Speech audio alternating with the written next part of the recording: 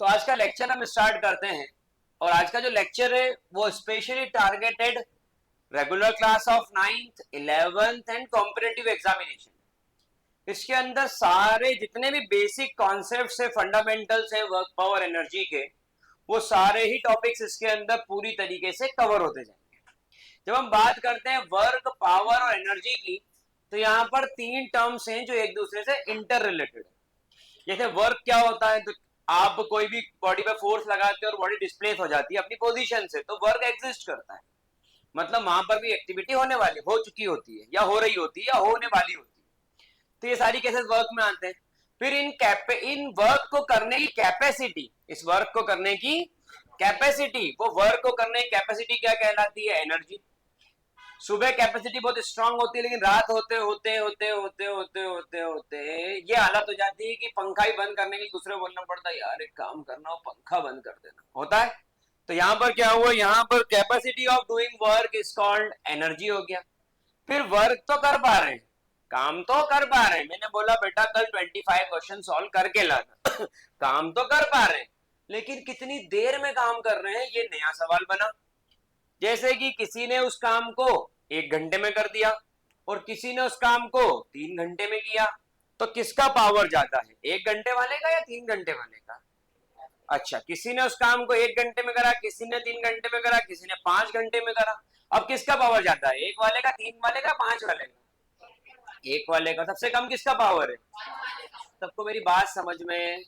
तो यहां पर जब हम बात करते हैं पावर की, तो power is also said to be the work done per unit time. Power क्या होता है? Work done per unit time, इसको हम पावर बोलते हैं। ठीक है, अब अपन आगे बढ़ते हैं और टॉपिक को डिस्कस करते हैं वर्क और एनर्जी में। तो यहां पर जो सबसे पहले मैं डिस्कस करूंगा वो कॉन्सेप्ट ऑफ वर्क को मैं यहां पर डिस्कस करने वाला हूं कि वर्क का कॉन्सेप्ट क्या है। बहुत ध्यान सुनना, अगर वाकई सीखना है वर्क और एनर्जी। तो देखो आपकी क्लास में 11th वाले बैठे, इसका मतलब आज अपन जो लेवल पढ़ रहे हैं वो सीखने के लिए ज्यादा और लिखने के लिए कम है। जितना सीख सकते हो उतना सीख ले। जो बच्चे वीडियो देख रहे हो पहले सीख ले, बाद में वीडियो से लिख ले, तो उनका वर्क एनर्जी चैप्टर कंप्लीट हो जाएगा। इसके ऊपर एक वीडियो बनाऊंगा जो टारगेटेड न्यूमेरिकल रहेगा, तो बहुत ध्यान समझना उसको। सेकंड मेरे में जो पढ़ाऊंगा यूनिट ऑफ वर्क है। ऐसा यूनिट ऑफ वर्क क्या होता है, सीजीएस यूनिट ऑफ वर्क क्या होता है। फिर मैं आगे बताऊंगा कि 1 जूल डिफाइन जो वर्क होता है, वर्क यूनिट जूल होती है, तो 1 जूल वर्क क्या होता है, डिफाइन वर्क। तो वर्क क्या होता है इसके अंदर, यहां पर आपको एक लाइन दिख रही होगी ए से बी तक। एक डस्टर को यहां पर रखा, टीचर है तो डस्टर का यूज करेंगे, तो एक डस्टर को यहां पर रखा। अब जब डस्टर को यहां पर रखा तो यहां पर डस्टर फोर्स लगाया, तो ये फोर्स लगने पर डस्टर यहां से कहां चला गया, बेटा अपना काम करो मुझे डिस्टर्ब मत करो। तो ये फोर्स लगाने पर डस्टर यहां से कहां चला गया, डस्टर इधर से उधर चला गया। अब अगर अपन बात करते हैं कि डस्टर पे मैंने फोर्स लगाया और डस्टर ए से कहां डिस्प्लेस हो गया, बी तक, तो यहां पर ये क्या हुआ, इसका ए से बी तक का डिस्टेंस डिस्प्लेसमेंट। सबको पता है डिस्प्लेसमेंट और डिस्टेंस में क्या अंतर है? बहुत अच्छा। और यहां पर work is said to be done whenever a force act on an object. जब क्या होता है, whenever force act on an object and it displace,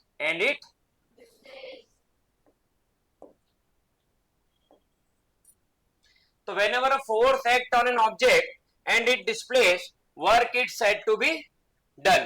ठीक है, वर्क डन वहां पर हम क्या बोलते हैं, work done said to be, work done is exist. तो यहां पर when a force is applied on an object and displacement takes place, तो वर्क डन होगा।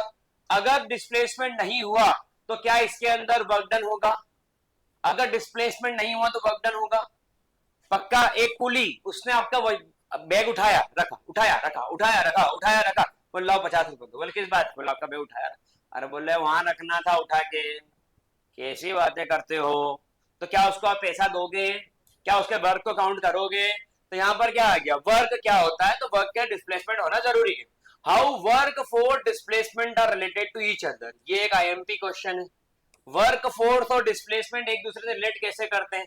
तो पहले तो वर्क का फॉर्मूला सभी को क्लियर हो गया, work is said to be F vector dot displacement का भी vector, F vector dot displacement का भी वेक्टर। अब फोर्स और ए, ये जो फॉर्मूला बनेगा इसको सॉल्व करके, वो फॉर्मूला क्या बनेगा, एफ डिस्प्लेसमेंट कितना एस और कॉस कंपोनेंट ऑफ एंगल। तो वर्क का फॉर्मूला बनेगा एफ एस कॉस थीटा। आगे वही बताऊंगा कैसे आया, आगे बताऊंगा कैसे आया फॉर्मूला। अब how work, force and displacement are related to each other. Work is equals to force into displacement. W is equals to F into S. तो यहां पर ये आ गया work done is equal to force into displacement. ये वो formula जिसकी आपको बहुत जरूरत है. इस फॉर्मूले के ऊपर बेस्ड आप न्यूमेरिकल को सॉल्व कर सकते हैं. अब अपन आगे बढ़ते हैं. Right MKS and CGS unit of work. Work क्या हो गया? Force into displacement. MKS work की यूनिट जूल, फोर्स की यूनिट न्यूटन, डिस्प्लेसमेंट की यूनिट मीटर. ये आ गया. तो आपको एक रिलेशन क्या मिला? 1 joule is equals to 1 newton. 1 joule is equals to 1 newton metre. ये भी एक रिलेशनशिप इसके अंदर मिल रहा है. दूसरा define 1 joule. Work equal to force into displacement. तो यहां पर आ गया work done when 1 newton act on an object displaced through distance of 1 metre along the direction. अब ये क्या होता है मैं आपको एक साथ पूरा समझा देता हूं. इसको मैं एक साथ समझा देता हूं. हुआ क्या? जब किसी बॉडी के ऊपर आपने फोर्स लगाया, किसी बॉडी के ऊपर आपने, ये एक बॉडी, इस पर लगाया आपने फोर्स. बोले कितना फोर्स लगाना है सर? मैंने बोला 1 न्यूटन. कितना फोर्स लगाना है? 1 न्यूटन फोर्स लगाने पर इस बॉडी को आपने डिस्प्लेस कर दिया यहां से यहां पर. ठीक है. और ये बॉडी का डिस्प्लेसमेंट कितना हो गया? 1 मीटर. तो 1 न्यूटन फोर्स लगाने पर बॉडी अगर 1 मीटर डिस्प्लेस हो जाए तो उसका वर्क डन को बोला जाता है 1 जूल. वर्क डन को बोला जाता है 1 newton force, 1 metre displacement, work done 1 joule. 2 newton force, 1 metre displacement, work done 2 joule. 1 newton force लेकिन 2 मीटर डिस्प्लेसमेंट तो भी वर्क डन 2.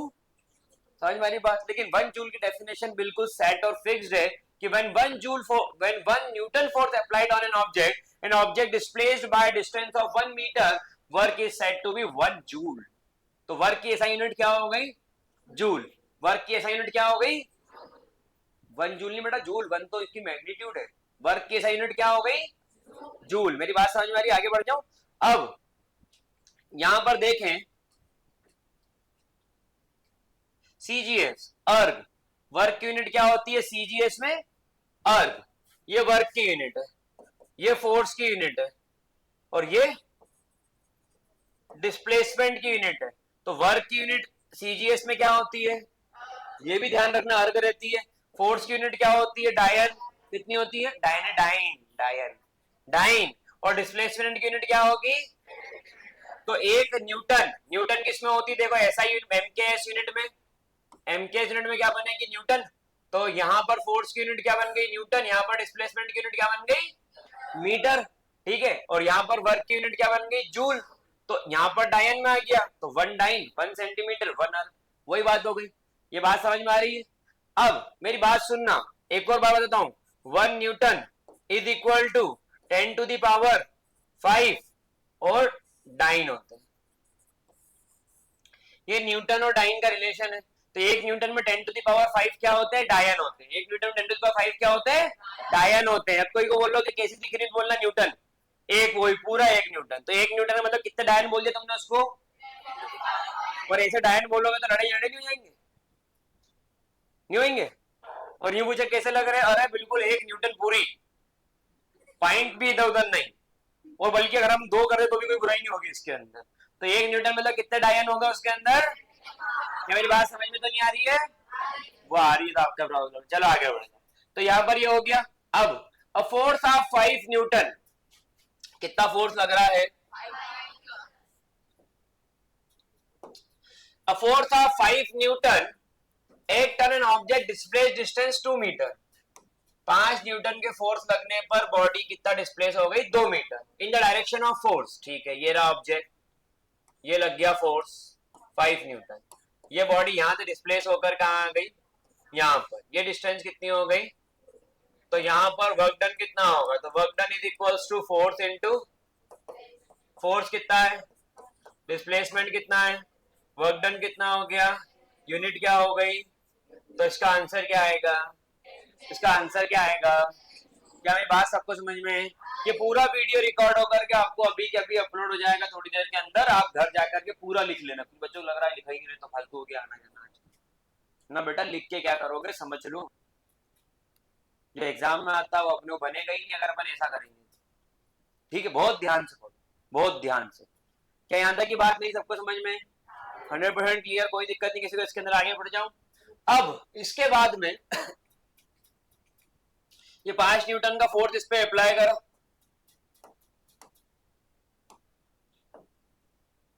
ये 5 न्यूटन का फोर्स अप्लाई करा, बॉडी डिस्प्लेस हो गई 2 मीटर।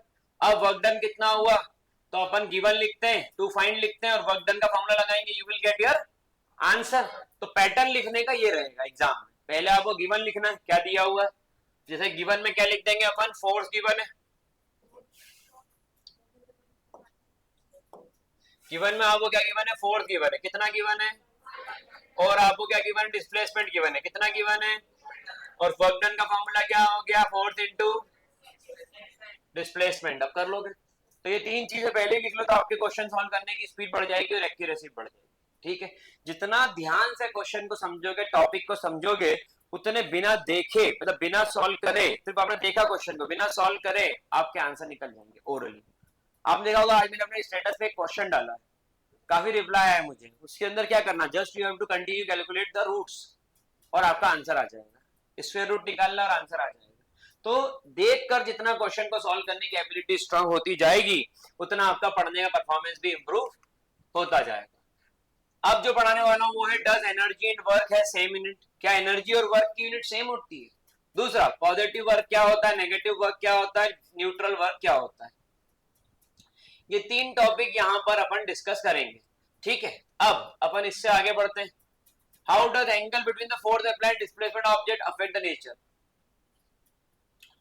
पहले इसके पहले मैं ये पढ़ाता हूं, ध्यान समझना।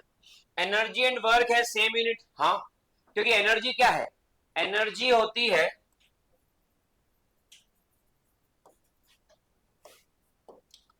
Capacity of doing work, capacity of doing work is called. तो एनर्जी खुद में कुछ भी नहीं, वर्क को करने की एबिलिटी ही एनर्जी कहलाएगी, एनर्जी खुद में कुछ भी।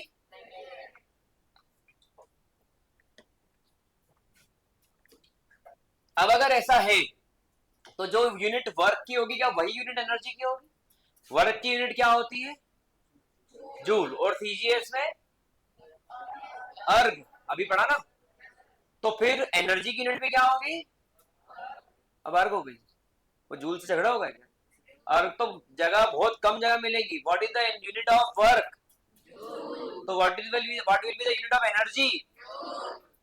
अब शुरू करते हैं। अब 3 टाइप के वर्क आपने पढ़े, तो वर्क का फॉर्मूला क्या पढ़ा, वर्क का फॉर्मूला अपन पढ़ने के लिए पहले इसके आगे वाली साइड देखते हैं, जिसमें उसने बोला है कि वर्क 2 कैटेगरी डिवाइड होते हैं, एक होता है डॉट प्रोडक्ट और एक होता है क्रॉस प्रोडक्ट। डॉट प्रोडक्ट में क्या आता है, साइन कंपोनेंट, और क्रॉस प्रोडक्ट में क्या आता है, कॉस साइन।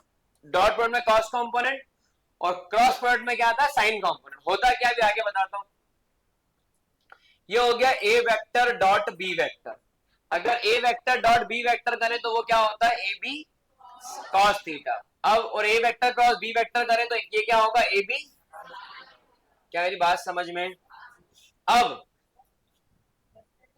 आ रहे हैं और छुट्टी में क्या उस दिन मोशन पढ़ा था जब, तो और क्या नया लाएंगे,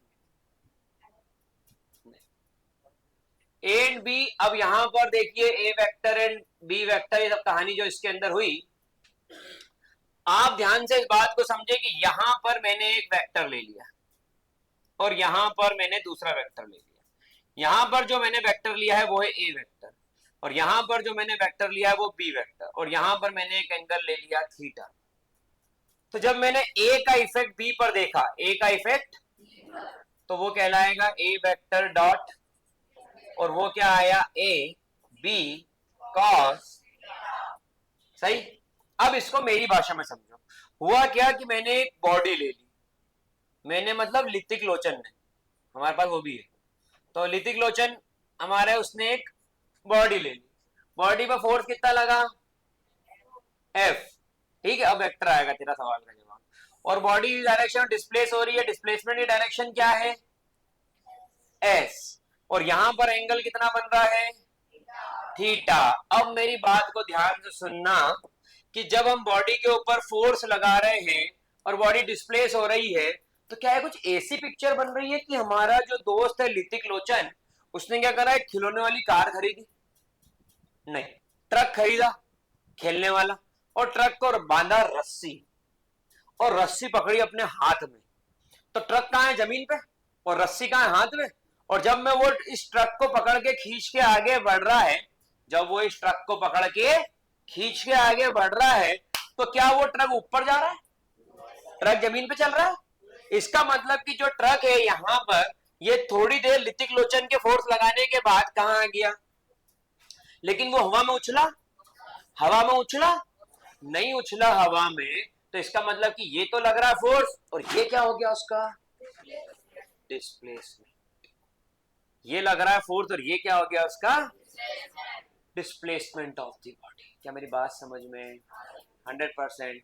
तो जो फोर्स लग रहा है वो क्या पूरा का पूरा डिस्प्लेसमेंट में मदद कर रहा है, नहीं, उसका एक कंपोनेंट डिस्प्लेसमेंट में मदद कर रहा है। और वो कंपोनेंट क्या है, वो कंपोनेंट है एफ कॉस थीटा। वेक्टर किसे कहते हैं, जिसमें मैग्नीट्यूड भी हो और जिसमें डायरेक्शन भी। और स्केलर किसे कहते हैं, जिसमें सिर्फ और सिर्फ मैग्नीट्यूड और डायरेक्शन। मैग्नीट्यूड मतलब क्या, मैग्नीट्यूड मतलब न्यूमरिक वैल्यू। बेटा ये कर्टन डालना जरा। मैग्नीट्यूड मतलब क्या, मैग्नीट्यूड मतलब सिर्फ न्यूमरिक वैल्यू, जैसे 5 किलोमीटर, 6 किलोमीटर, 10 सेंटीमीटर, 5 मीटर, ये सब क्या है, मैग्नीट्यूड। और डायरेक्शन मतलब क्या, चलो घूम के आते हैं 5 किलोमीटर नॉर्थ में, तो ये क्या हो गई इसकी डायरेक्शन। तो मैग्नीट्यूड मतलब सिर्फ स्केलर क्वांटिटी में सिर्फ मैग्नीट्यूड होता है, और वेक्टर क्वांटिटी में मैग्नीट्यूड के साथ साथ उसकी डायरेक्शन भी होती है। क्या मेरी बात समझ में, 100% क्लियर, कोई दिक्कत किसी को इसमें किसी भी तरीके की, पक्का। आगे बढ़ जाऊं, तो यहां पर जो फॉर्मूला बना, तो फोर्स का इसके ऊपर इफेक्ट आया, तो यहां पर जो वर्क का फॉर्मूला बना, वो फॉर्मूला क्या बना, एफ एस कॉस, ये डॉट प्रोडक्ट। अच्छा, डॉट प्रोडक्ट में क्या होता है, यह एक्स एक्सिस और ये, और जो इसके अंदर वर्क डन हुआ फोर्स के कारण जो डिस्प्लेसमेंट हुआ, वो भी एक्स और वाई के अंदर ही। मतलब ऋतिक लोचन ने जब अपने गाड़ी को खींचा, तो गाड़ी को खींचने के बाद गाड़ी पे फोर्स भी एक्स वाई प्लेन में, गाड़ी का डिस्प्लेसमेंट भी एक्स वाई प्लेन में, और गाड़ी का वर्क डन भी, थोड़ी गाड़ी का वर्क डन कोई तीसरी एक्सिस पे आ गया। पिक्चर देखने आते हो ना 3D, तो क्या होता है, डायनासोर निकल के, तो ये थर्ड डायमेंशन इफेक्ट है। तो ऐसा होता है क्या, गाड़ी जहां खींच रहा ऋतिक लोचन वहीं खिंचा रही ना गाड़ी, तो वर्क डन भी एक्स वाई प्लेन में ही है। तो जब उसी प्लेन में सारी कहानी हो जाए, मतलब वहीं पे सब कुछ, तो वो कहलाएगा डॉट प्रोडक्ट। और क्रॉस प्रोडक्ट में तीसरी एक्सिस, बॉडी पे लगाया फोर्स, बॉडी में हुआ डिस्प्लेसमेंट, और बॉडी गोल गोल घूमने लग गई। अरे अपनी पिक्चर ही नहीं रहती शेट्टी साहब की, फिर गाड़ी गई उड़ के, और उड़ते उड़ते के साथ में 2 बार घूमी, तो हीरो ने पकड़ के विलन को नीचे खींच लिया, गाड़ी से मतलब नहीं। मन बाबर उठे जब खबर उठे, ये कर चले के आ गए। ठीक है, क्लियर। तो ये हो गया इसके अंदर डिस्प्लेसमेंट। तो समझ में आया वर्क का फॉर्मूला कहां से इजाद हुआ, इस पूरे कहानी से। इस फॉर्मूले को पढ़ने के बाद में आगे क्या आप केसेस कर सकते हो, आपको समझ में आएंगे जब मैं समझाऊंगा। तो क्लियर है यहां तक भी, बहुत अच्छी बात है भैया।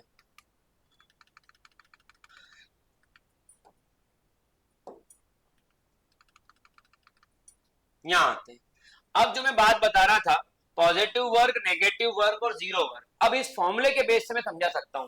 फॉर्मूला क्या है वर्क का, W इज इक्वल्स टू, इसके अंदर पहला आपने बोला पॉजिटिव वर्क। पॉजिटिव वर्क के अंदर क्या हुआ, एक बॉडी है, उसके ऊपर फोर्स और उसका डिस्प्लेसमेंट, दोनों कौन सी डायरेक्शन में है, सेम डायरेक्शन में।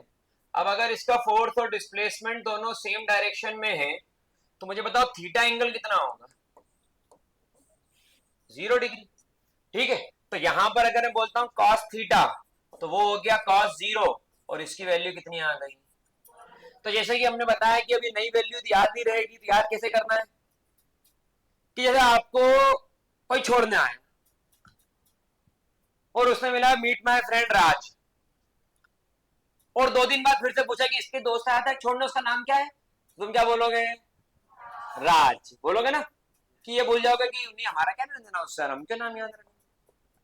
क्या बोलोगे उसके बाद? तेरे दोस्त का नाम राज था। मेरी बात समझ में, मेरी बात समझ में, मेरी बात समझ में आ रही है? ठीक है, समझ में आया? तो वैसे ही cos 0 की वैल्यू कितनी होती है? वो तो राज राज तो अपने काम का भी नहीं था, लेकिन ये तो अपने काम का, ये तो अपने काम का। तो यहां पर वर्क डन क्या हो गया? एफ एस cos 0, और cos 0 की वैल्यू 1, तो वर्क डन क्या हो गया? ये कौन सा होता है? ये कहलाता है पॉजिटिव वर्क। ये कौन सा वर्क कहलाएगा? इसी के दूसरी तरफ चलते हैं, इसी के दूसरी तरफ चलते हैं। फिर से क्या करा? एक ब्लॉक रखा, इस ब्लॉक के ऊपर फोर्स ऊपर की तरफ लग रहा है और डिस्प्लेसमेंट आगे की तरफ हो रहा है। ये ब्लॉक किसके ऊपर रखा हुआ है? हमारे दोस्त के ऊपर, लितिक लोचन। तो यहां पर ये इसके ऊपर ब्लॉक रखा हुआ। ये कौन है? कुली। इनने क्या करा? इनने एक सामान उठा लिया,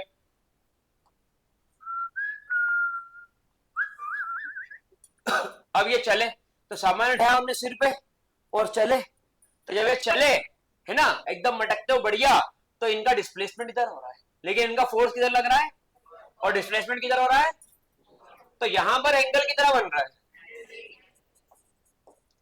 फिर cos theta equal to cos 90 की वैल्यू कितनी होती है? ये फिर वही बात हो गई कि अपन गए कई पार्टी में और किसी को छोड़ा किसी ने, और उसने बोला meet my friend Sonam, meet my friend, और सोनम गाड़ी पे छोड़ के हेलमेट लगा के निकल गई अपनी इलेक्ट्रिक व्हीकल। अब अपने को 2 दिन बाद किसी ने बोला कि तो याद है मेरी एक दोस्त थी, डॉक्टर उसमें नीट में हो गया सिलेक्शन, वो सोनम। हाँ, उसका नाम याद रहा कि नहीं रहा? अगर कोई तुमसे 2 दिन बाद भी पूछेगा कि इसको छोड़ने कौन आई थी, तो उसका नाम क्या बताओगे? उसका नाम देखो, बाकी लोग को वही याद, वो पता नहीं किसके ख्याल में होगा। अरे सोनम नाम याद दिला, याद थोड़ी करना है कि इसके अपने को कोई बोले छोड़ने कौन आया था, क्या बताओगे? ये देखो, अभी तबीयत खराब है ना तुम्हारी, आपकी इसकी तबीयत खराब है इसलिए इसकी आवाज है, तुम्हारी तो आ सकती ना। अगेन, अगर तुमको बोला कि उसको छोड़ने कौन आई थी, तो नाम क्या बताओगे? ये आवाज का लेवल होना चाहिए पढ़ने वालों का। अपनी क्लास से कारण दूसरों को डिस्टर्ब होना चाहिए, अपने को नहीं। जैसे वो आए थे रोते रोते कि वो क्लास से निकाल दिया, क्योंकि वो क्लास डिस्टर्ब कर रहा है, खुद की नहीं करना, दूसरे की, अपने को उनकी करना है। ठीक है, अब ध्यान रखना। चल, तो cos 90 की वैल्यू भी याद रख सकते हो 0, तो वर्क डन कितना हो गया? एफ एस, और cos 90 की वैल्यू 0, तो वर्क डन कितना हो गया? ये आ गया वर्क डन। ये भी क्लियर है? इसी के पिक्चर के तीसरी साइड चलो, इसी पिक्चर के यहां पर आप देखो, इसके अंदर नीचे की तरफ लगा फोर्स ऑफ ग्रेविटी, और इसी में ऊपर की तरफ जा रहा है डिस्प्लेसमेंट, मतलब आपने एक बॉडी को फेंका, तो अब एंगल कितना बना? आपने एक पत्थर को, कौन कहता है कि आसमान में छेद नहीं हो सकता? एक पत्थर तो तबीयत से मारो यारो, है? तो यहां वही केस हुआ, एक पत्थर आपने जोर से फेंका, तो डिस्प्लेसमेंट किधर है और ग्रेविटी का फोर्स किधर है? एंगल कितना बन रहा है? तो यहां पर आ गया 180 डिग्री, तो थीटा, अरे यार, थीटा इक्वल टू और cos 180, इसकी वैल्यू कितनी होगी? अब फिर मेरी बात सुनना, ठीक है? आपसे किसी ने बोला कि वो आज आ नहीं पा रहा है, तो उसको उसका दोस्त केशव छोड़ेगा, ठीक है? और अब वो आया, तो मैंने बोला तेरे को कौन छोड़ के गया? केशव। कौन छोड़ के गया? केशव। केशव, नाम याद रहा ना? ऐसे ही, जबकि केशव से अपना कोई लेना देना नहीं है। तुम इतना उदास क्यों? अच्छा, लाइफ में टेंशन रहता है ना, सोच क्या बुला लिया, अच्छा बड़ा संडे था, पोहे जलेबी गरम आए थे, और यहाँ बुला लिया उठा के, बोला आ जाओ 1.5 घंटे क्लास। तो केशव, तो वो तो अपने काम का था भी नहीं, लेकिन ये तो अपने काम का, तो इसको याद रख सकते। तो यहाँ पर वर्क डन कितना आ गया? एफ एस cos 180, cos 180 की वैल्यू -1, तो W इज इक्वल्स टू, तो ये हो गया नेगेटिव, ये हो गया 0, और ये वाला पॉजिटिव। क्या तीनों वर्क सबको समझ में आए? एग्जाम का क्वेश्चन इससे बनता है कुली वाला, कि कुली का वर्क डन 0 क्यों है? क्योंकि कुली फोर्स अपवर्ड लगाता है जब बैग उठाता है, और डिस्प्लेसमेंट फॉरवर्ड होता है। तो एंगल कितना फॉर्म होता है? तो एंगल फॉर्म्ड इज 90 डिग्री। क्या मेरी बात सबको समझ में तो नहीं आ रही है? आ रही है तो आपका प्रॉब्लम, कितनी मदद कर सकता हूँ इससे मैं। अपना भी कोई है? हाँ ये तो अपन ने पढ़ लिया था ना, ये तो हो गया था अपना। Work is equal to F S cos theta, ये अपन ने पढ़ लिया। थीटा 0, ठीक है ये तो हो गया ना। हाँ यहाँ ये आप जब सैटेलाइट या रॉकेट लॉन्च करते हैं तो वर्क डन क्या होगा, उसके लिए क्वेश्चन बनता है कि जब आप किसी मिसाइल को लॉन्च करते हैं, सैटेलाइट को लॉन्च कर रहे हैं या रॉकेट को लॉन्च कर रहे हैं, तो वर्क डन क्या होगा? तो इसे work done is equal to F S cos theta. ये जा किधर रही है और ग्रेविटी किधर लग रही है, तो एंगल कितना बन गया? एंगल किस किस के बीच में देखा जाता है?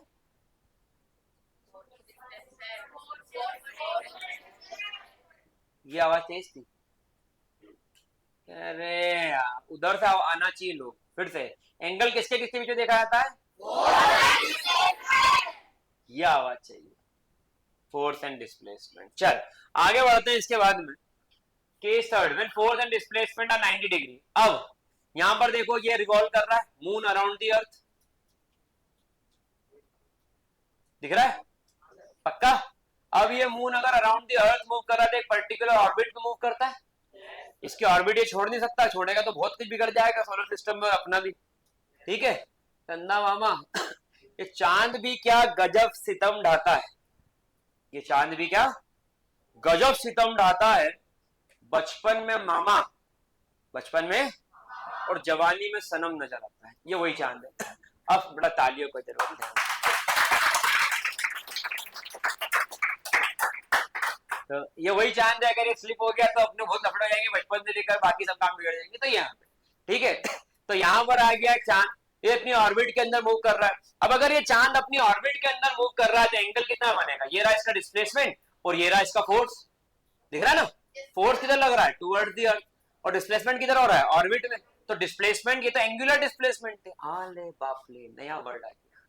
ये कौन सा डिस्प्लेसमेंट है? ये एंगुलर डिस्प्लेसमेंट है, सर्कल पे घूम रहा है।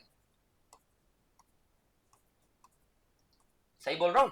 लेकिन लेकिन ये जो डिस्प्लेसमेंट की अगर डायरेक्शन देखी जाए तो हमेशा टेंजेंशियल होती है। मतलब कभी भी ये जो फोर्स हट जाए तो मून का जाएगा। ये बात सबको समझ में तो नहीं आ रही है? वाह। तो यहां पर देखो एंगल बना 90 डिग्री, तो 90 डिग्री बना तो ये वर्क डन कितना हो गया? तो बताओ, अर्थ ने फोर्स भी लगाया लेकिन कुछ भी अपने ऊपर नहीं लिया। ठीक है, इसको कहते हैं धरती माता। इतना फोर्स दिया कि अपनी ऑर्बिट में घूमता है, लेकिन जब पूछा कि अर्थ ने कितना या मून ने कितना वर्क डन करा और तुमने क्या फोर्स के कारण, तो बोले हो गया सब, बोले मैनेज। ठीक है, कोई वर्क डन, क्योंकि फोर्स और डिस्प्लेसमेंट एक दूसरे के। अच्छा, फोर्स डिस्प्लेसमेंट कैसा होता है? टेंजेंशियल। डिस्प्लेसमेंट कैसा होता है? ऐसा होता है कि सर्कल में डिस्प्लेस हो रहा है, नहीं, वो तो उसकी डायरेक्शन है। बाकी डिस्प्लेसमेंट की डायरेक्शन कौन सी होगी? जिस पॉइंट पर चेक करोगे उस पॉइंट का टेंजेंट, उस पॉइंट का। चलो आगे बढ़ते हैं। वर्क डन इज न्यूट्रल और no work is done when the force applied and displacement are normal to each other. Force apply करो, डिस्प्लेसमेंट कैसा है? Perpendicular to each other. आगे बढ़ते हैं, एक क्वेश्चन है। A mass of 10 kg is at a point A on the table is moved to point B। उसको कहां तक मूव करा? If a line joining A and B is horizontal, मास कितना है?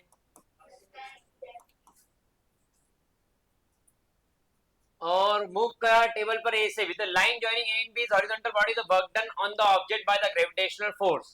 ग्रेविटेशनल फोर्स के कारण बॉडी पर वर्क डन कितना होगा, ये आपको इसके अंदर कैलकुलेट करना है।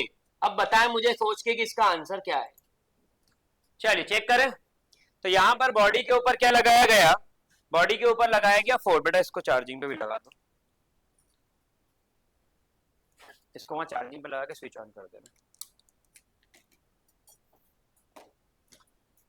चले, तो बॉडी के ऊपर क्या लगाया गया? फोर्स। अब जब बॉडी के ऊपर फोर्स लगाया गया तो फोर्स किधर लग रहा है? बॉडी ऐसी डिस्प्लेस हो रही है ए से, कहां पर? मान लो ये बी पॉइंट है और ये, और फोर्स कहां लग रहा है? एंगल कितना बन रहा है? चालू हो गया, लाइट जल गई इस पे, हो गई। चलो तो यहां पर फोर्स कहां लग रहा है?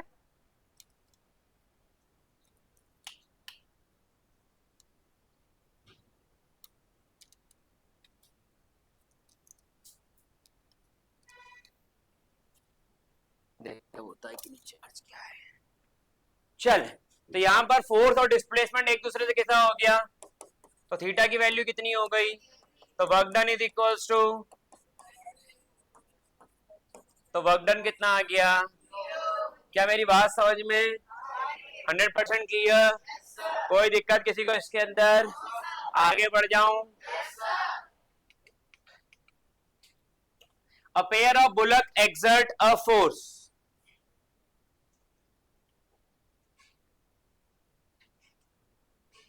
A pair of bullock exert a force. Force कितना अप्लाई हो रहा है? 140 न्यूटन.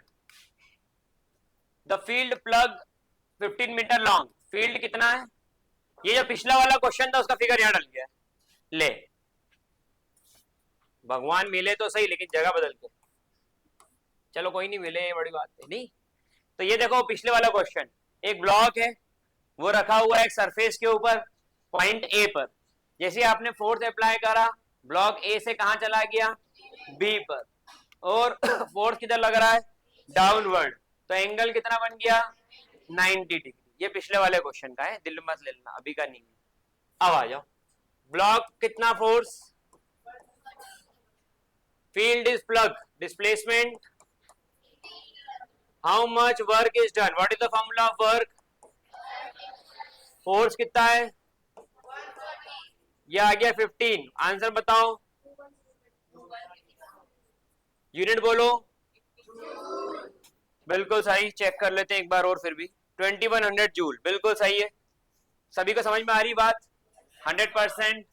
कोई दिक्कत इसके अंदर? बहुत अच्छा.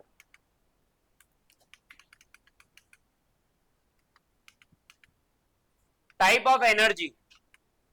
एनर्जी क्या होता है? तो मैंने आपको स्टार्टिंग में बताया था, capacity of doing work is called, capacity of doing work is called energy. Neither be created nor be destroyed, only it can change from one form to another. बिल्कुल सही.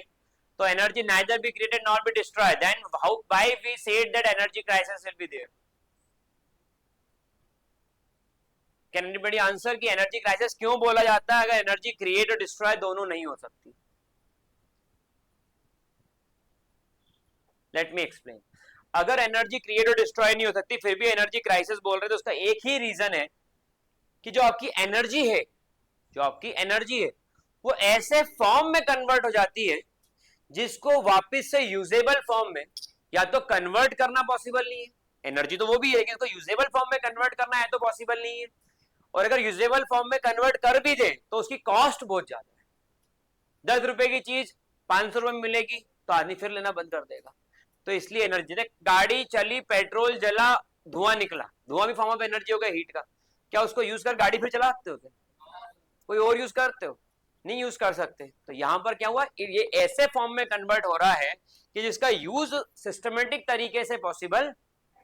बात समझ में आ रही है सभी को? 100%. आगे बढ़ जाऊं. अब ये कौन सी एनर्जी है? Heat energy. इसके बाद में ये कौन सी एनर्जी है? Wind energy. ये कौन सी एनर्जी आ गई? Sound energy.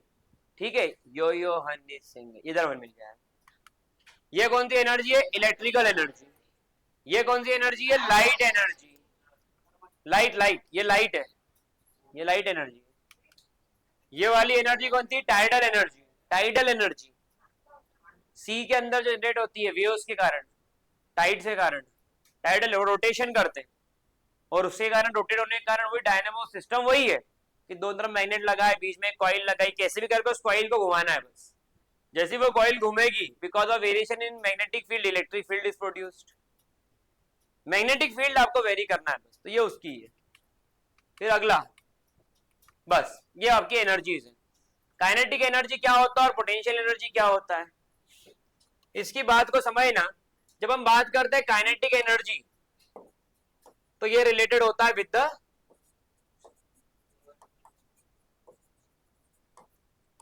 और जब हम बात करते हैं पोटेंशियल एनर्जी तो ये रिलेटेड होगा रेस्ट से. और एक और किससे रिलेटेड होगा?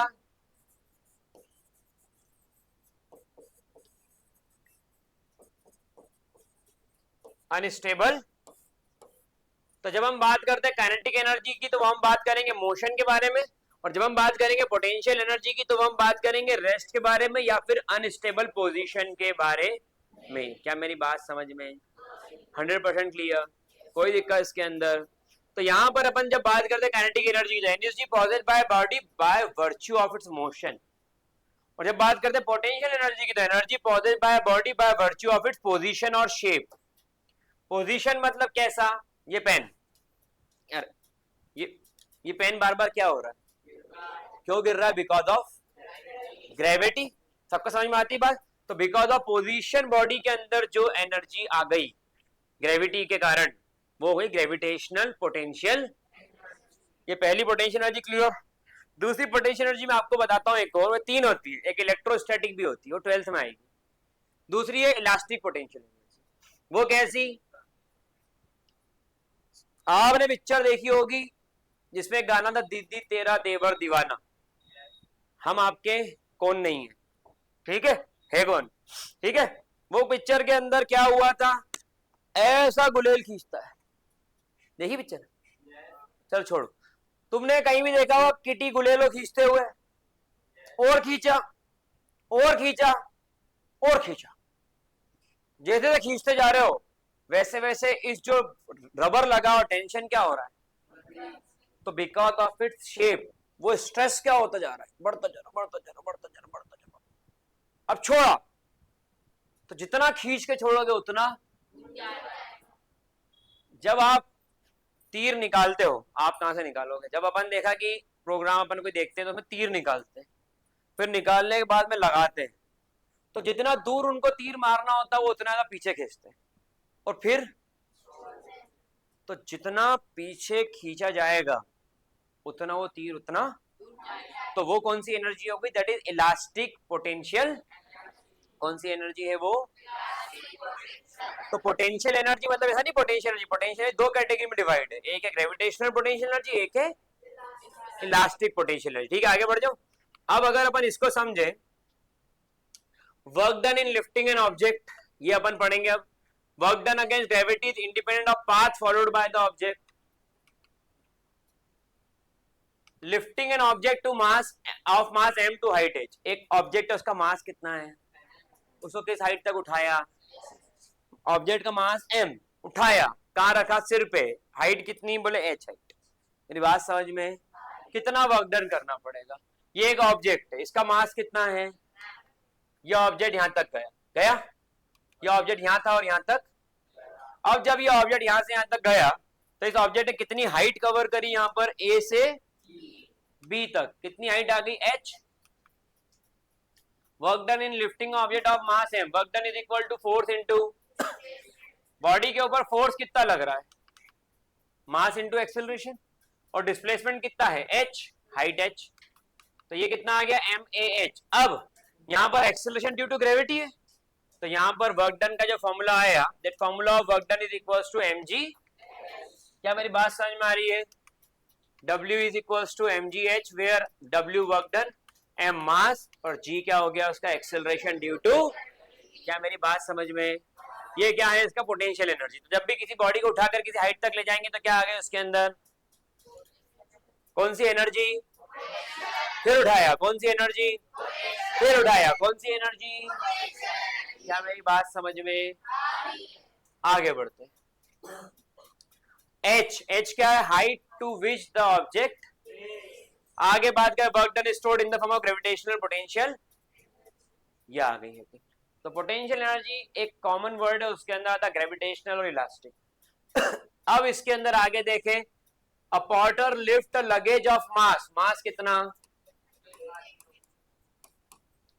From ground and put it on the head, height कितनी? Calculate the work done, g कितना गिवन है? सही है। What is the formula of work done? आपको पूछा क्या है? Work done. वर्क डन किस फॉर्म में हुआ यहां पर? पोटेंशियल।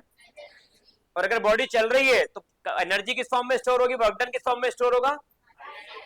Kinetic energy. और रुकी हुई तो चल रही है तो, रुकी हुई है तो, चल रही है तो, बहुत अच्छा। तो वर्क डन क्या होगा, एम जी, एम कितना है, जी कितना है, एच कितना है, ये कितना हो गया, कितना आएगा, और यूनिट क्या बन गई, तो work done is equal to 225। पक्का क्लियर, 100%, कोई दिक्कत किसी को इसके अंदर, समझ में आ गया, ये आपका आंसर।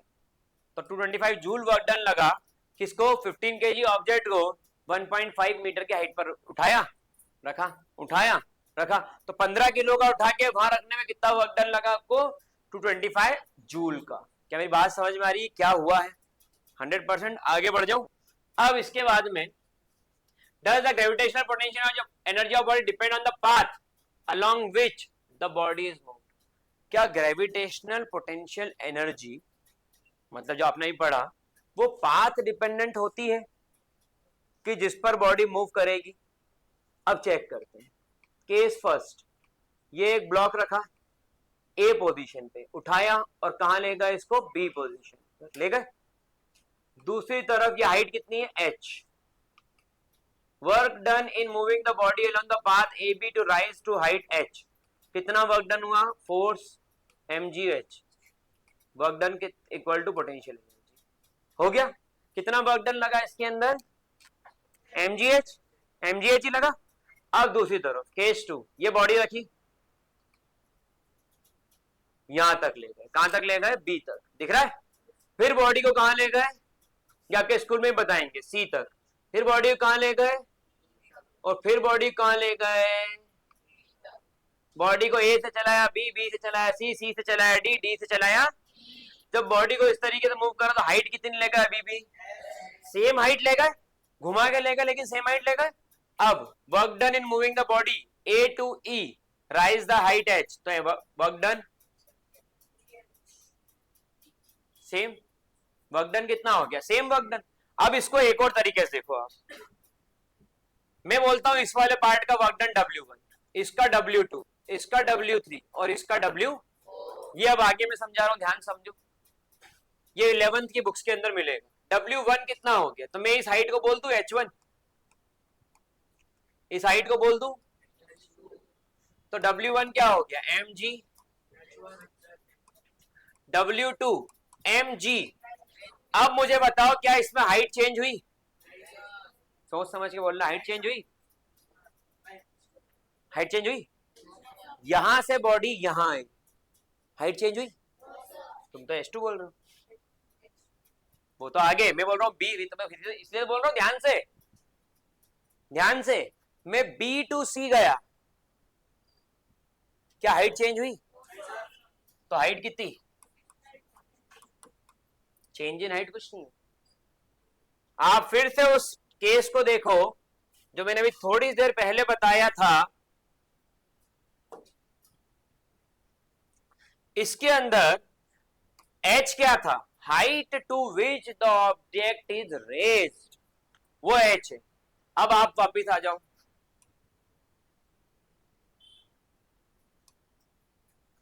क्या यहां पर height to which the object is raised कुछ है, तो क्या आएगा, फिर W3, फिर W4, H नहीं बेटा, mg इंटू 0। बहुत ध्यान से, बहुत ध्यान से, टाइम पास मत करो। अब इन सबको ऐड कर दो, सारा वर्क डन। जब इन सबको आपने ऐड कर दिया तो क्या बचा है, सिर्फ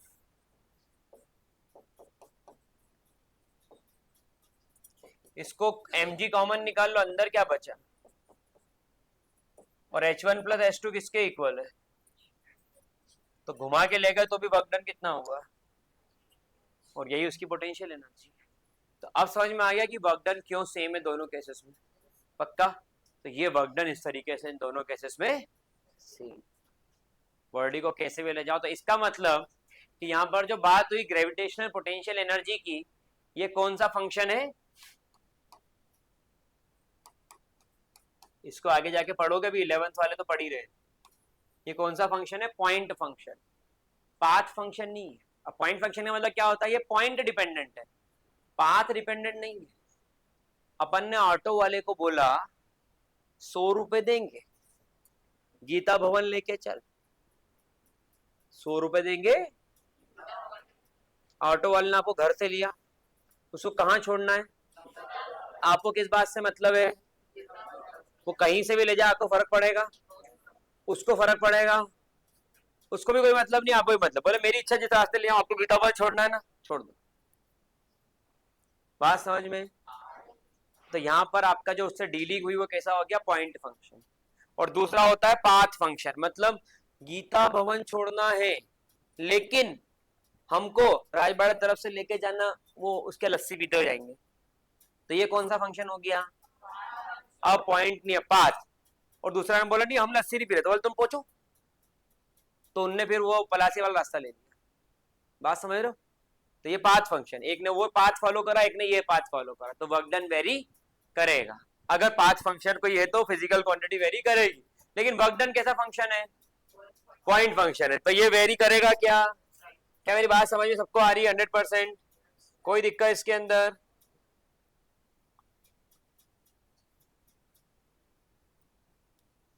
चलिए आगे बात करते हैं।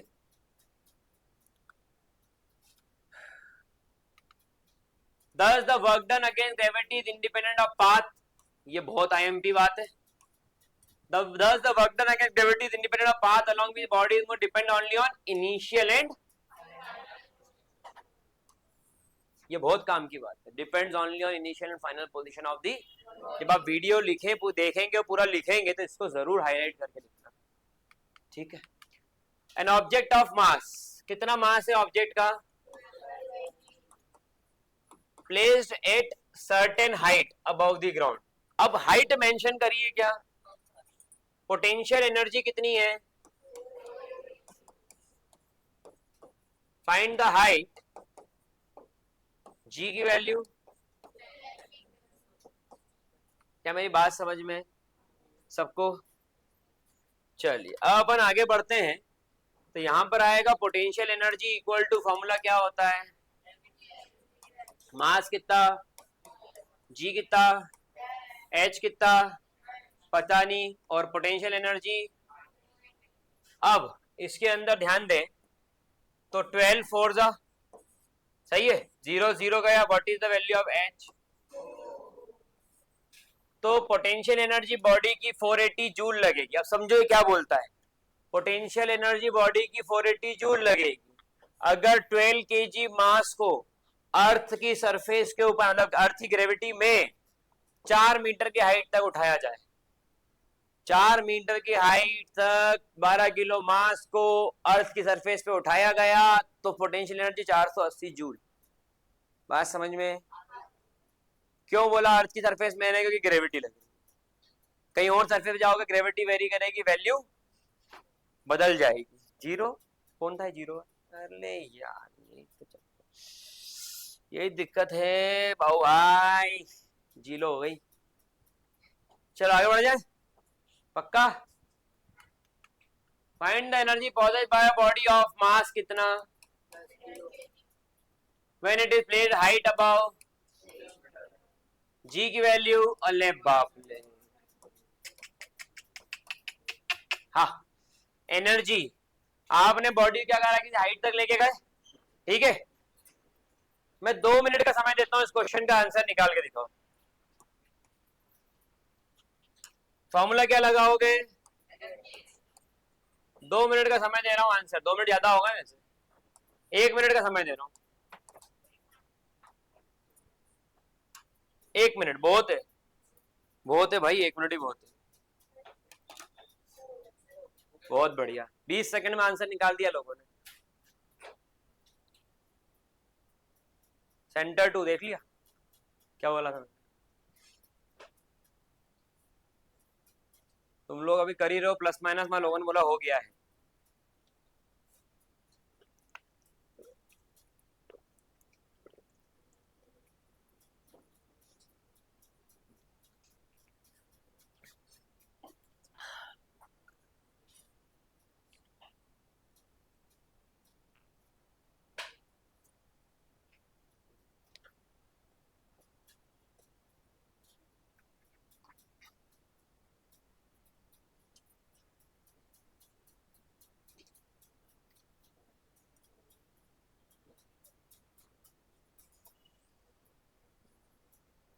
कितनों का हो गया, खड़े हो जाइए। 40 सेकंड बचे हैं अभी भी।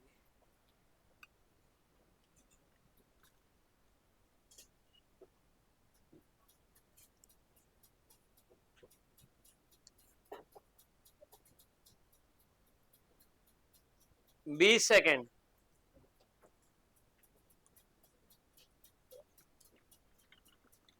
अब सिर्फ 2 बचे हैं। हो गया, लाओ दिखाओ copy.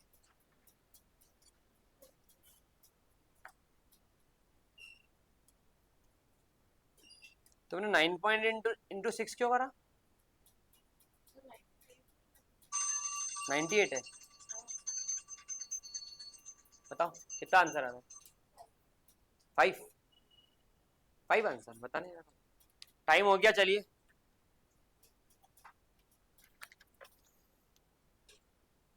Nine point eight into 60 क्यों करा? डेसिमल नहीं हटाना था पहले। कितना समझाया था कि डेसिमल हटा, और 60 इंटू 9.8 तो नंबर छोटा हो जाएगा 60 से। पहली बार देखा। कितनों का आंसर आ गया है? आंसर क्या है? 588। किस किस का नहीं आया 588? बैठ जाओ, कॉपी में चेक करूंगा। जिसका 588 नहीं आया बैठ जाए। बैठ जाओ बेटा, अपना भी नहीं आया। 588 जिनका नहीं आया बैठ जाओ, मैंने कॉपी चेक करी थी, फिर दिक्कत आएगी। फटाफट से बैठ जाना ना। 588 जिनका नहीं आया, आपको सिर्फ मल्टीप्लाई करना है। आपको सिर्फ मल्टीप्लाई करना है। चल ध्यान दे प्लीज, यहाँ बैठ जाइए सभी। मास कितना दिया हुआ है? 10। जी कितना दिया हुआ है? 9.8। और एच कितना दिया हुआ है? अब मेरी बात को ध्यान सुनना, यहाँ पर जिन्होंने मिस्टेक की है इस तरीके की, आपको 9.8 में 10 का मल्टीप्लाई करना ताकि डेसिमल्स बच जाए। और इसका आंसर 588। और यूनिट बोलो, यूनिट बोलो। सबको याद रहना चाहिए, इसलिए जोड़ा जोर से ही बोला करो। क्लियर? तो सबका आंसर आया, वेरी गुड। 2 3 4 का नहीं आया, बाकी सबका आंसर है। जिनका नहीं है समझ में आ गया चारों को? आपका गड़बड़ सबसे पहले आपने ये कर दी कि एक तो 9.8 को डेसिमल से नहीं बचाया, फिर दूसरी गड़बड़ ये कर दी कि नंबर 60 है, खुद 60 है नंबर, और उसमें भी 9.8 मतलब 10 का मल्टीप्लाई करने जा रहे हो, 5 आ जाएगा नंबर। इतना बड़ा ब्लंडर तो नहीं कर सकते आप, एक्सपेक्टेड नहीं है। Derive the expression of work done in terms of change in kinetic energy. Expression for the work done in terms of change in, मैंने यहां पर एक बॉल ले लिया जिसके ऊपर फोर्स लगाया है F। ठीक है, इस बॉल का मास कितना है? इसकी इनिशियल वेलोसिटी जो u है उसको मैंने कितना ले लिया? इस बॉल को मैंने डिस्प्लेस किया यहां से लेकर के कितना डिस्टेंस?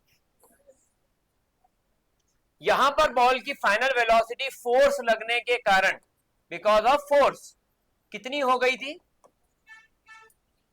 ऑब्वियस सी बात है, फोर्स लगेगा बॉडी पर तो वेलोसिटी तो बढ़ेगी या कम होगी? तो मेरा फोर्स डायरेक्शन ऑफ डिस्प्लेसमेंट है। ठीक है, डायरेक्शन ऑफ डिस्प्लेसमेंट मेरा फोर्स है, तो वेलोसिटी क्या होगी? बढ़ेगी। और अगर मेरा force against direction of displacement होता तो वेलोसिटी क्या हो जाती? बेटा तुम अंदर जाओ, बेंच बैग हटाओ वहां से। पीछे गर्ल्स, ये बाहर लटकी हुई आदि, अंदर पैर अंदर करो। हाँ, तो यहां पर जिस डायरेक्शन में फोर्स लग रहा है, अगर उसी डायरेक्शन में डिस्प्लेसमेंट हो जाए तो उसी डायरेक्शन डिस्प्लेसमेंट हो रहा हो तो वहां पर वेलोसिटी क्या होगी? बढ़ेगी, क्योंकि बॉडी कैसी है? एक्सिलरेटिंग।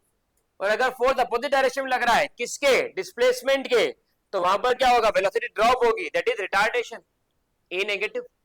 वो कब होता है? जब ब्रेक अप्लाई करते हैं। मेरी बात समझ में? तो यहां पर ध्यान देना, बॉडी का मास कितना हो गया? मास ऑफ बॉडी हो गया m। तो वर्क डन का फॉर्मूला क्या होता है? फोर्स का फॉर्मूला क्या होगा? सही है। अब आपके पास थर्ड इक्वेशन ऑफ मोशन है। कौन सी इक्वेशन ऑफ मोशन? क्या है third equation of motion? v square. v तो v है, u कितना है? Plus 2a। a क्या निकल गया यहां से? v स्क्वेयर अपॉन, आगे वापस से फॉर्मूले पे आते हैं, work done is equals to, A की जगह क्या रख दूं मैं, और इनटू में, इसके बाद में मैंने ये एस से एस हटा दिया, वर्क डन का फॉर्मूला क्या आ गया, तो work is done in the form of gain in kinetic energy of the body. तो वर्क डन किस फॉर्म में हो रहा है, काइनेटिक एनर्जी के बढ़ने के फॉर्म में। तो यहां पर वर्क डन ही काइनेटिक एनर्जी है, so kinetic energy of the body will be 1/2,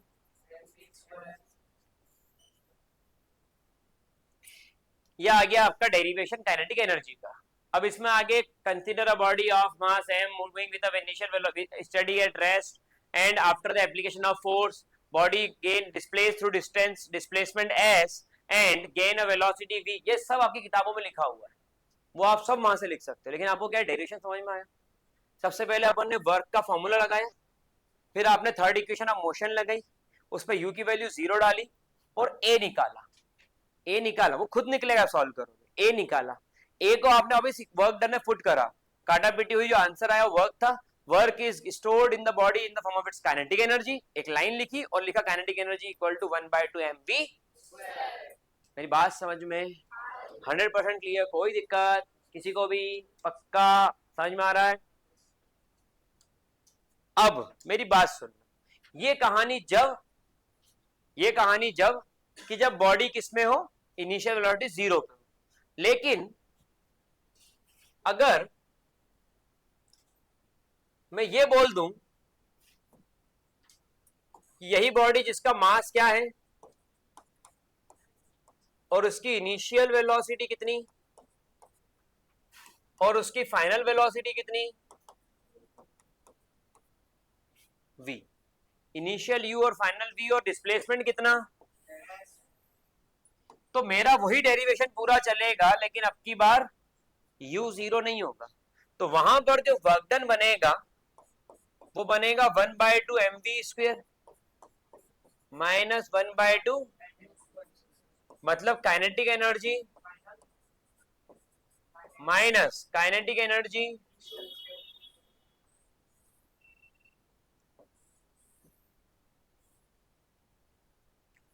W equal to 1/2 mv² minus 1/2 mu, kinetic energy final minus kinetic energy 100% clear. इसको बोला जाता है 12th क्लास 11th क्लास, इसको क्या बोला जाता है, 11th क्लास को पढ़ाया था, वेरी गुड वेरी गुड, इसे बोला जाता है वर्क एनर्जी। अब आप पूछे 11th क्लास में, मैं बताता हूँ 11th क्लास में कितने बच्चे हैं जो 80% के ऊपर है, खड़े हो जाओ। 3 बच्चे 80% के ऊपर है, सोचा अब इनको वर्क एनर्जी थ्योरम नहीं पता, बैठ जाओ। तो इसका मतलब कि सिर्फ सब 9th पढ़ के अच्छे नंबर से यहाँ 10th में लाए इतने अच्छे परसेंट, तो जब आप सोचते हो कि अच्छे परसेंट आ जाएंगे तो काम हो जाएगा, तो क्या हो गया। तो वर्क एनर्जी थ्योरम सिर्फ पढ़ने से नहीं आता, ध्यान रखना पड़ता है। अब ख्यालों में बहुत सारी चीज चलती है आज के स्टूडेंट के, क्योंकि वो सोशल मीडिया का बहुत बड़ा फैन है आज का स्टूडेंट, तो वहां से उसके चर्चे बिगड़ जाते हैं। अब इनको हमेशा याद रहेगा कि वर्क एनर्जी थ्योरम क्या होते हैं, क्यों, क्योंकि आज इनके सामने ऐसी चीजें आ गई कि सबके सामने बताया गया देखो इनके परसेंट 80 के ऊपर और इनको वर्क एनर्जी थ्योरम नहीं आती। तो अब तुमको याद रहेगा कि नहीं रहेगा तो इंसान को ऐसी चीजें याद नहीं आती, इसलिए बेटा पढ़ाई पे ध्यान दो, सिर्फ परसेंट बनाने ध्यान मत दो। परसेंट तो इनके बने और औरों के 90% वाले भी है, 90% वाले भी हैं, और न्यूमेरिकल वो तो करेंगे, वो परसेंटेज बोले 90, बस नहीं चलना 100 के पार निकल जाए बच्चा, बोले हैंडराइटिंग के 2%, इसका कोई वैल्यू नहीं।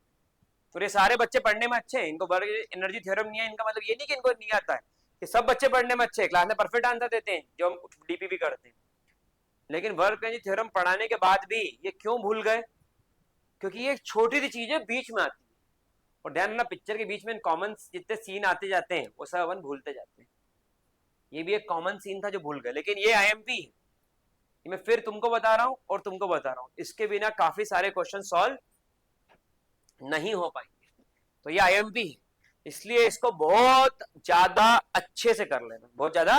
क्या मेरी बात समझ में तो नहीं आ रही है, पक्का क्लियर। और 11th वाले ध्यान रखो चीजों को, कल ही पढ़ा था शायद, कल या परसों में वर्क एनर्जी थ्योरम, अरे अपन ने पढ़ा था, तो इसको कैसे आ गया वर्क नहीं theorem?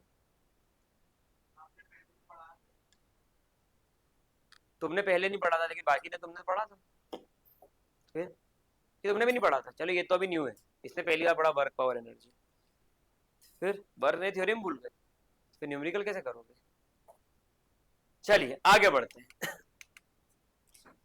An object of mass, कितना ऑब्जेक्ट है मास का?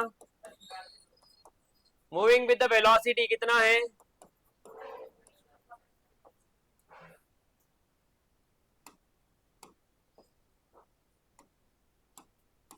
क्या निकालना है? Kinetic energy. What is the formula of kinetic energy?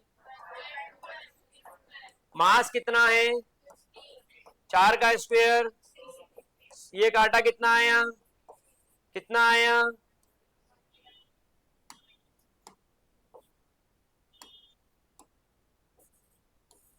Kinetic energy कितनी आ गई? इट्स 120। क्या सबको मेरी बात समझ में? 100% क्लियर? कोई दिक्कत इसके अंदर? आगे बढ़ जाऊं? पक्का सबको समझ में आ रहा है? जोर से बोलो जय माता दी। बेटा जोर से मुझे क्या बोलना है? यस सर वैसे तो थोड़ी हो। चलो आगे बढ़ जाए। कर्टन फोर्स एक्टिंग, मास कितना है? चेंज इट्स वेलोसिटी 5 मीटर पर सेकेंड से कितनी हो गई? अब कैलकुलेट द वर्क डन, तो 1/2 mu स्क्वायर और 1/2। अब ये मैं आपको अपनी सहूलियत के हिसाब से चेंज करना सिखा दे रहा हूं, लेकिन नॉर्मली क्या होगा? 1/2 mv square minus 1/2 mu square. Normally इसके अंदर ये होगा,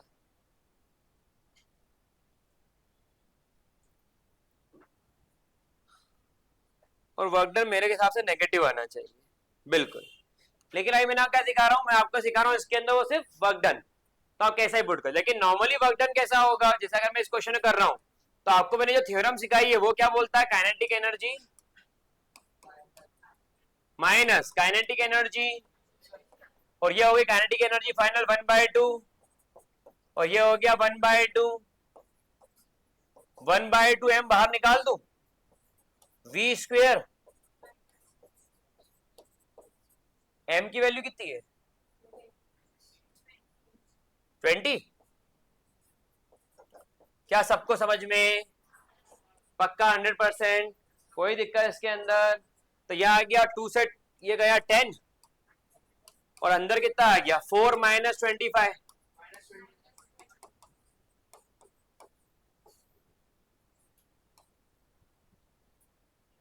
ठीक है, अब ये माइनस आ गया, तो यहां पर क्या आ रहा? माइनस का मतलब क्या होगा इसके अंदर?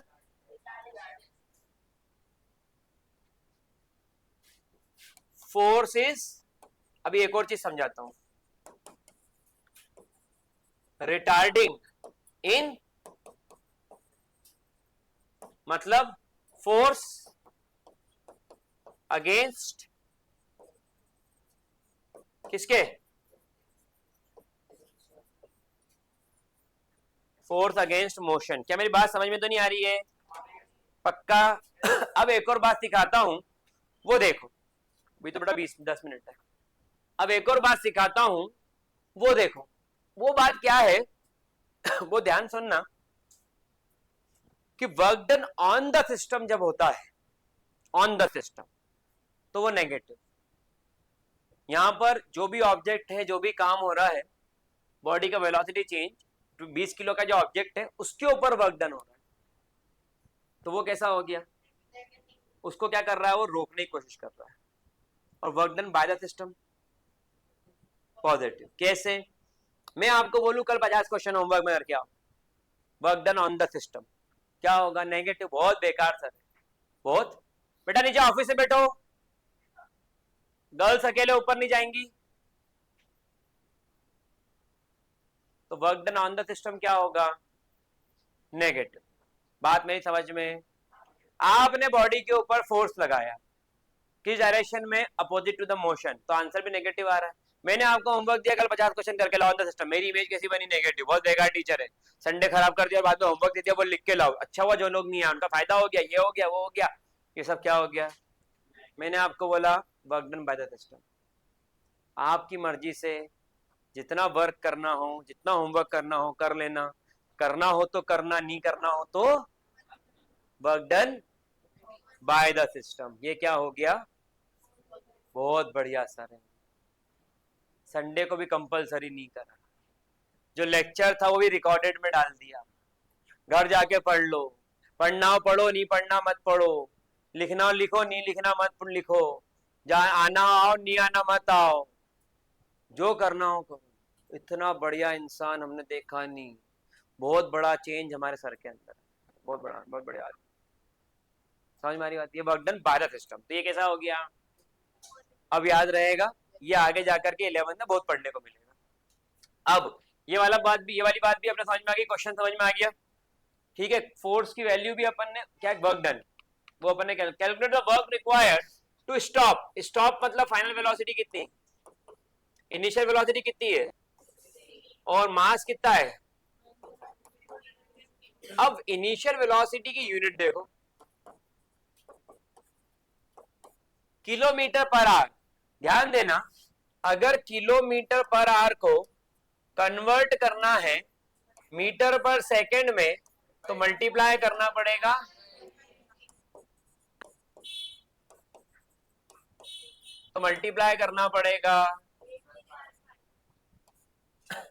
तो 2 नंबर है 18 और 5, ऐसे याद रखना, तो हमेशा याद रहेंगे। 2 नंबर है 18 और, अगर आपको बड़ी यूनिट को छोटी में बदलना है, बड़ी यूनिट को तो छोटा नंबर ऊपर बड़ा नंबर, और अगर छोटी यूनिट को बड़ी में बदलना है, छोटी यूनिट को तो बड़ा नंबर ऊपर छोटा नंबर।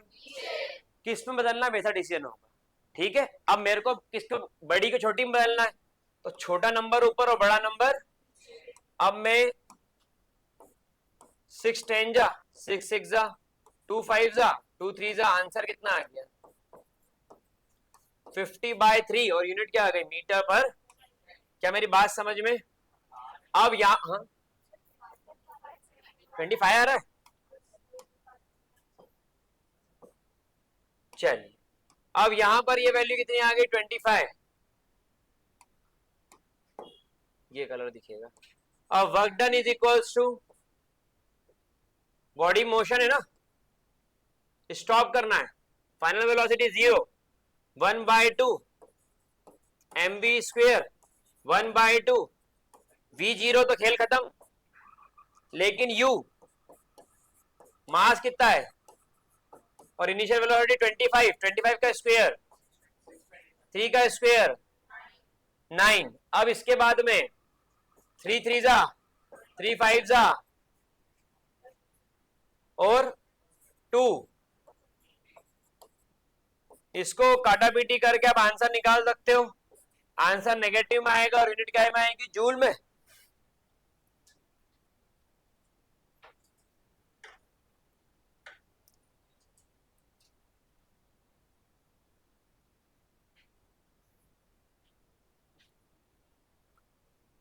टू 208,333.3, 208,333.3, ये इसका फाइनल आंसर, ये इसका फाइनल आंसर। ठीक है, क्लियर? तो ये आपको नोट डाउन करना है, अभी नहीं, होशियार बच्चे सब। अभी तो मुझे लगता है काफी साइट्स बची है।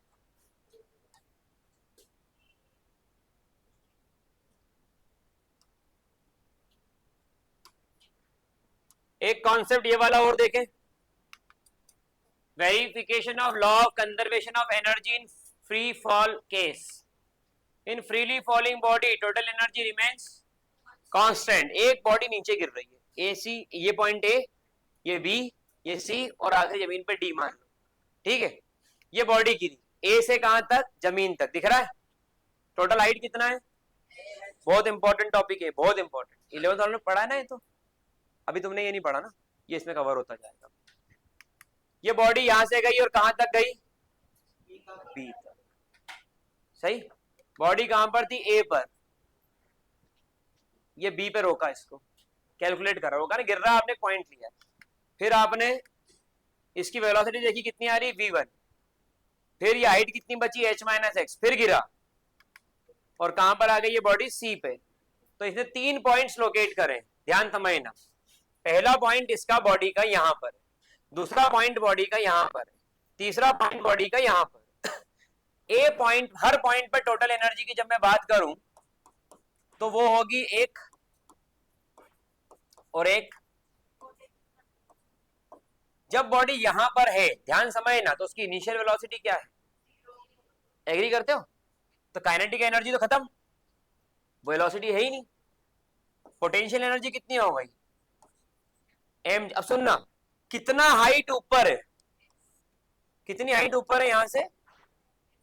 ये एच हाइट ऊपर। ये टोटल हाइट कितनी दी हुई है आपको? एच। तो ये आ गया एम जी। तो बोलो टोटल एनर्जी ए पे कितनी हो गई? क्या मेरी बात समझ में? दूसरा केस पे चलते हैं, पूरा ध्यान यहीं पे। दूसरा केस, आपने फिर से लिखा टोटल एनर्जी एट बी। ये हो गई काइनेटिक एनर्जी एट, और ये हो गया potential energy at. Kinetic energy at B कितना होगा? अब तो होगी, ये हो गई 1/2m। ठीक, अब सुनना मेरी बात को। v square equal to u square plus 2, gravity में गिर रही है। कितनी हाइट ट्रेवल करी इसने? x height. तो ये इनिशियल वेलोसिटी कितनी है? यू नहीं है बेटा, 0 है। तो v स्क्वेयर इक्वल टू क्या हो गया?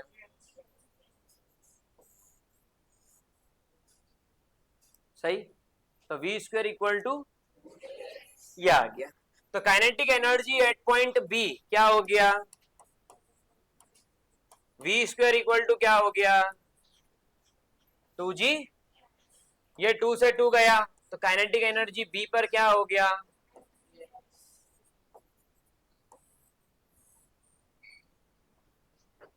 Kinetic energy at b equal to mg। निकालना आया कैसे? अब पोटेंशियल एनर्जी एट बी, जब पोटेंशियल एनर्जी की बात करते हैं तो पोटेंशियल एनर्जी कितना हाइट बचा है उस पर चलता है। कितनी हाइट बची है? h माइनस, ये h माइनस एक्स, ये हाइट x, और टोटल हाइट कितनी है? बहुत बढ़िया, वेरी गुड। तो ये आ गया h माइनस, तो ये क्या बन गया? ये क्या आ गई? Potential energy at, total energy at B. इन दोनों को ऐड कर दूं, mgx से mgx, क्या बचेगा? बहुत अच्छा। Total energy at b equal to mg। क्या मेरी बात समझ में? 100% क्लियर है? कोई दिक्कत इसके अंदर? तो टोटल एनर्जी एट b क्या हो गया? mg। पक्का? कोई दिक्कत इसके अंदर? आगे बढ़ता हूं। आपने ये देखा कि टोटल एनर्जी ए पे भी mgh है, ए पर भी mgh है और बी पे भी। अब अपन पॉइंट सी देखते हैं, क्या सबको समझ में आ रहा है? 100%। अब पॉइंट सी देखते हैं, टोटल एनर्जी एट सी क्या होगा? पोटेंशियल एनर्जी एट सी और काइनेटिक एनर्जी एट। अच्छा, पोटेंशियल एनर्जी सी पे 0, हाइट बची ही नहीं, हाइट बची ही नहीं सी पॉइंट पे, तो ये तो 0। अब क्या बचा सिर्फ यहां पर? काइनेटिक एनर्जी सी पे कितनी होगी? अब v square equal to initial velocity, displacement कितना हुआ? बॉल यहां से चली और यहां तक आ गई, टोटल डिस्प्लेसमेंट कितना हुआ? तो यहां आ गया v स्क्वायर इक्वल टू, सही है। तो काइनेटिक एनर्जी c पे कितनी आई? v स्क्वायर की जगह क्या रख दूं मैं? सही है। अब मैंने क्या करा, ये 2 से ये 2 काट दिया, तो काइनेटिक एनर्जी c पॉइंट पर क्या आ गई? mg। टोटल एनर्जी कितनी हो गई c पॉइंट पर? बोले पोटेंशियल 0, काइनेटिक बची, तो कितनी हो गई? तो इसका मतलब टोटल एनर्जी एट ए देखो, टोटल एनर्जी एट बी देखो, टोटल एनर्जी एट सी देखो, क्या हो गई? इसका मतलब हर पॉइंट पे एनर्जी कंजर्व्ड है, बस बदल रही है। काइनेटिक पोटेंशियल किसमें कन्वर्ट होती जा रही है? किसमें कन्वर्ट होती जा रही है? और आखिरी पॉइंट पर आकर पोटेंशियल पूरी किसमें कन्वर्ट हो गई, काइनेटिक एनर्जी में। So this is all from my side today. और यहाँ पर मैंने वर्क पर एनर्जी काफी सारे कॉन्सेप्ट डिस्कस किए।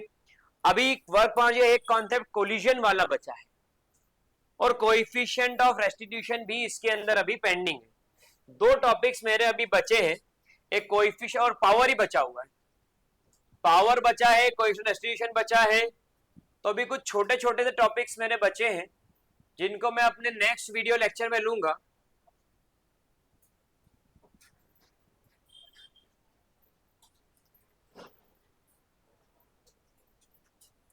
So this is all from my side and thank you so much for coming on this Sunday and making it useful. आपको मैंने जितना पढ़ाया है आपको इस पूरे को पढ़कर आना है ताकि मैं आपको आगे और पढ़ा सकूं और समझा सकूं। ये पूरा रिटर्न में मुझे कल चाहिए, कल चाहिए मतलब कल दोनों सेंटर्स पर कल चाहिए। Thank you so much, thank you, bye.